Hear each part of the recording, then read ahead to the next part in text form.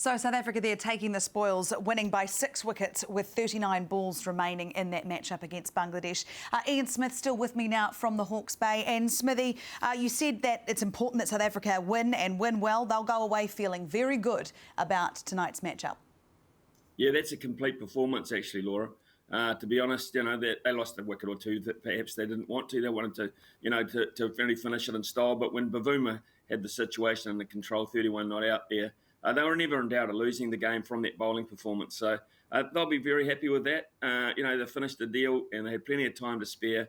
A very professional performance all round. So they look good. They look very good, South Africa. They've got over that hiccup they had with Quinton de Kock, sorted that out, got him back into the team. Hasn't quite fired yet since being back, but will. They've still got plenty in the tank. That's a worrying sign for Australia, particularly in that group. I think it's between South Africa and Australia. So really, really complete performance, I think. And Bangladesh have been a little bit disappointing in this tournament. Another very average performance by their standards. These conditions should have suited them, and they didn't use them at all well. Another performance that impressed tonight was Pakistan remain unbeaten in this tournament, beating Namibia by 45 runs. It is now their 5th qualification in 7 World Cups, T20 World Cups. They are the team to beat at the moment, them and England, don't you think? Yeah, they are at the moment because when you get to the playoff games, of course, points table goes out the window and it's just who's better on the day. So, and anyone can slip up in this form of the game. But they do look the form sides. If you're picking favourites, to go through unbeaten. But the emphatic way that they've done it, to knock over India, they set the standard right from the get-go, didn't they? Winning that game by 10 wickets and then beating us pretty solidly the next time round. So they haven't really taken their foot off the throttle, really, because what they've done is play their best players. They could have rested players, but they haven't. They've kept them out there getting match practice. And also, I was interested to see towards the end of that game that he still kept, Babar Azan still kept his big fast bowlers operating towards the death, learning the good habits, keeping in getting the best possible thing out of the whole exercise. Look, they were never going to lose at 189 for 2 in their performance. Rizwan and Azam, who have done the job so admirably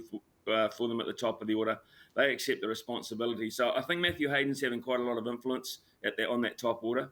He's the batting coach, and you can just sort of see as a player, he was hungry. He liked the big scores. He didn't like giving other people opportunity. And I think he's installing that in that top order. So they look good. They look very, very good and certainly untested today. We haven't caught up since New Zealand's great win by 8 wickets against India. They were truly superb. Would you say the all-round complete performance from the Blackcaps in that matchup? Yeah, I did. I just thought that they again, looked well placed right from the outset. They did the right thing with picking the right side. They went at India at the top order, and India, I think, were just like they have been in the past against New Zealand's bowling attack at the beginning. Were under pressure, really. And it was amazing to see them just pick fielders out in the outfield. It was quite incredible to just the demise of India in that innings. But New Zealand capitalised on it, and what they did is they didn't take anything lightly. You can't against India. And it was a very professional performance with Williamson, of course, and Mitchell chasing them down with ease. India look fragile, very, very fragile, and now they're relying, even after just 2 performances in this tournament, they're relying on mistakes of others to get themselves back in. They're in trouble. They are in trouble, and it's hard to see. It's hard to watch someone of the likes of Virat Kohli looking so exhausted. I thought he looked utterly exhausted, despite trying to get up for the matchup during that New Zealand innings when we were batting. Yeah, look, he's a man under pressure. Probably one of the hardest jobs in sport, captaining the Indian cricket team. I can't think of a job which too much more pressure and too much more expectation on you as an individual. Then, of course, the expectation of being one of the best batsmen in the world. And neither of those things are coming together for him. He's got a coach who's under pressure but leaving the job in Ravi Shastri. And they made the interesting ploy of bringing in MS Dhoni into the dressing room as a mentor type situation. When you've got those 3 powerful figures like that in the dressing room, who's actually owning it? Who's in charge of that dressing room? And at the moment, that balance is appearing not to be a successful one and maybe a failed move. Let's talk about the New Zealand side. Their next matchup is against Scotland, and that is happening tonight. It's an easy one to stay up for, just 11 o'clock this evening. Smithy, do you think they will take a leaf out of Pakistan books, keep the big boys on the park? Will they rest Kane Williamson? Should they? What's your opinion on the team makeup for tonight? Well, I've only had 2 games, Laura, and they started the tournament late, so I haven't had a lot of cricket. And I don't see any reason at all not to play everybody. The Pakistan situation today was they were always going to win that match, but I think that formula is very good, and I think we should go the same way. Unless someone's got a niggle, they just play. Unfortunate for the guys who haven't made the starting 11, that's just by the by. But they found their best combination against India. That's with Conway keeping and bringing Milne back. Milne has to play. He hasn't played a lot of cricket. So I don't see any reason why. I mean, their workloads have not been exhausting. And they should be there just to get the combinations going right and get everyone in form and feeling happy. This is a game they should win. I think they should win it comfortably. But what they get out of it is up to them. And playing players who are not going to be part of the playoff situations, barring injury, I don't think will work. So hammer and tongs at them, everyone, Williamson included. Well, you mentioned there it was a delayed start for the Blackcaps. They've been slow into it. Now it's 3 games in 5 days. Bang, bang, bang. It's all go. So when you have Kane Williamson, who's so crucial to the team in so many ways, with that elbow, you don't think this could be a good one to just give him a minute? Look, I don't think so, unless it's really, really troubling him. I don't think so. I would just keep him playing and keep him batting. Here's an opportunity to get a good hit.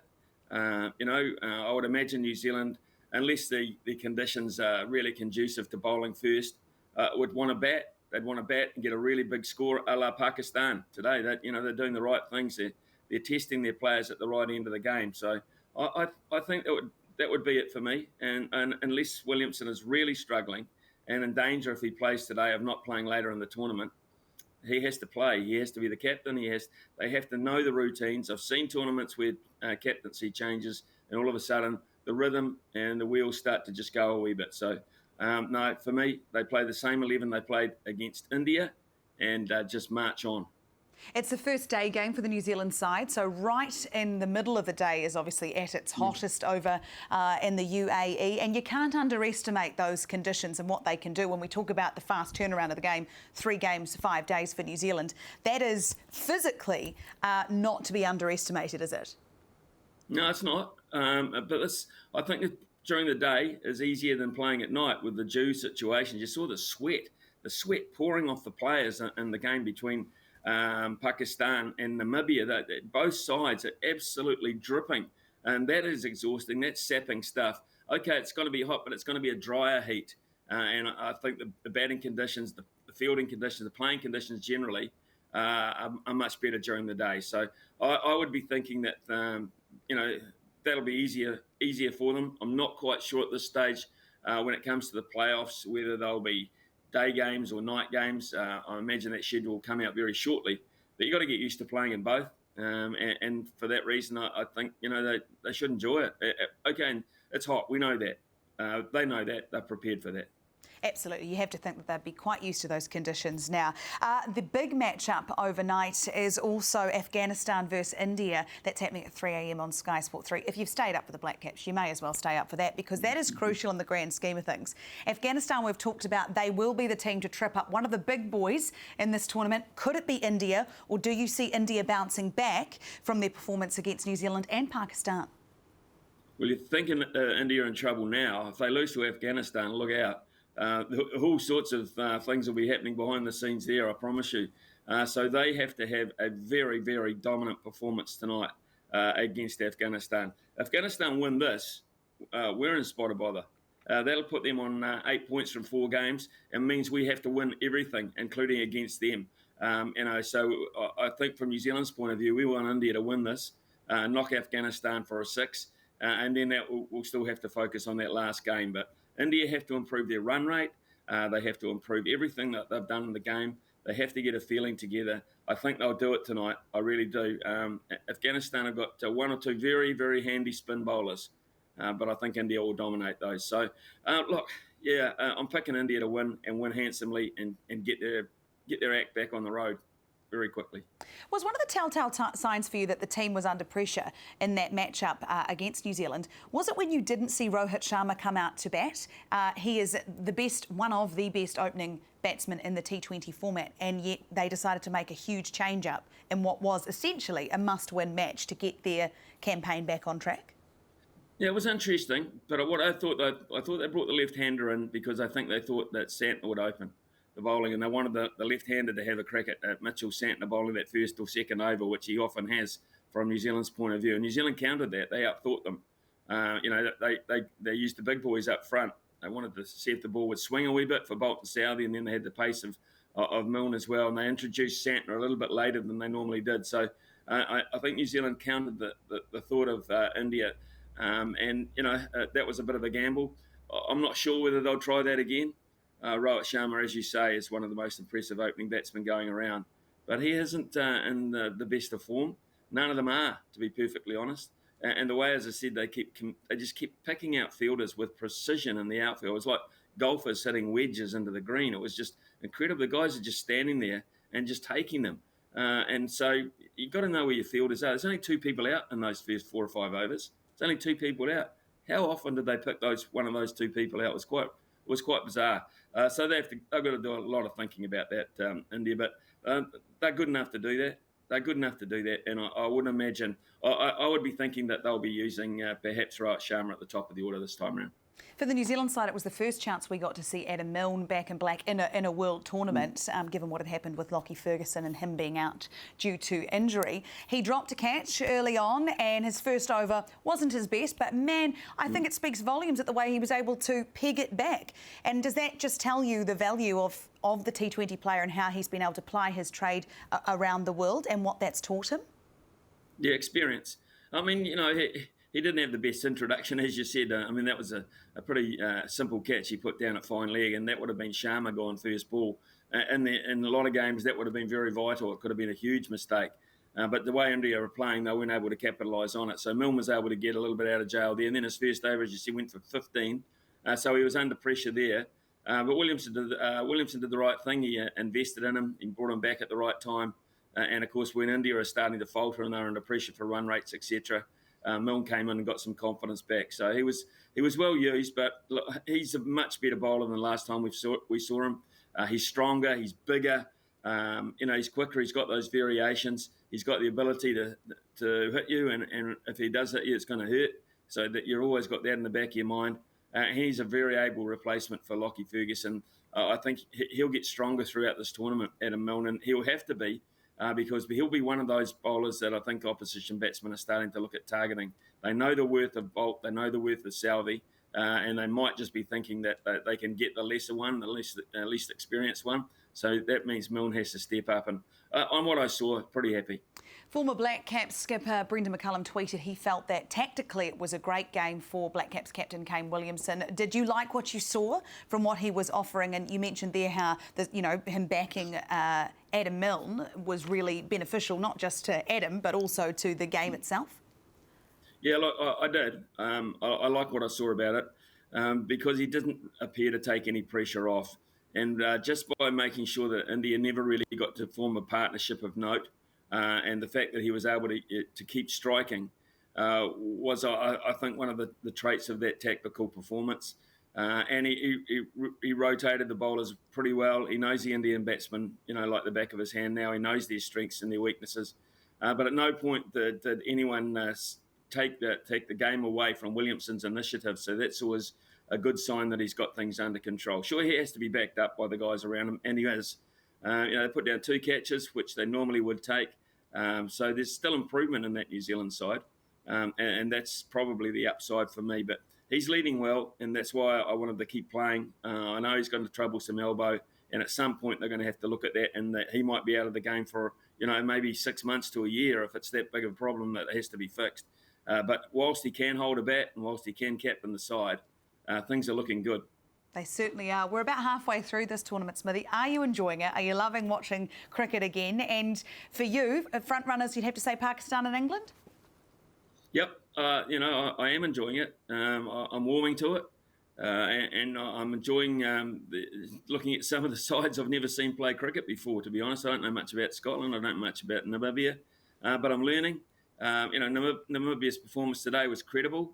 They got pretty close to 150, chasing down against a pretty powerful Pakistan bowling lineup. Never in danger of losing, but they look good, and I think there's been the upside of it, discovery of some players. Some of these guys will, out of this tournament, we'll see again, perhaps not in their national colours, but one or two of them may well be at IPL contracts, etc., and it might be the really start of something big for them in their own countries as well. So it's been good.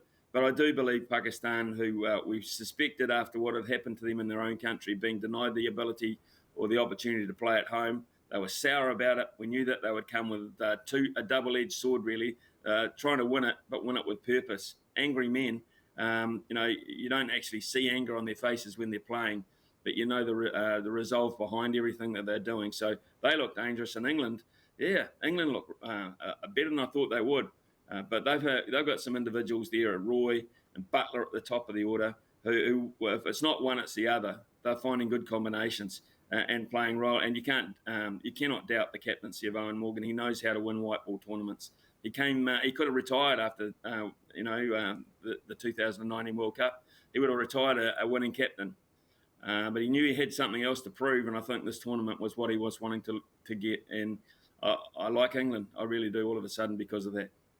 All right, Ian Smith, we're going to leave it there. Thank you so much for your time this morning. I know you'll still be backing New Zealand all the way, though. Still favourites in your eyes, of course. Yeah, the heart, the old heart and the mind.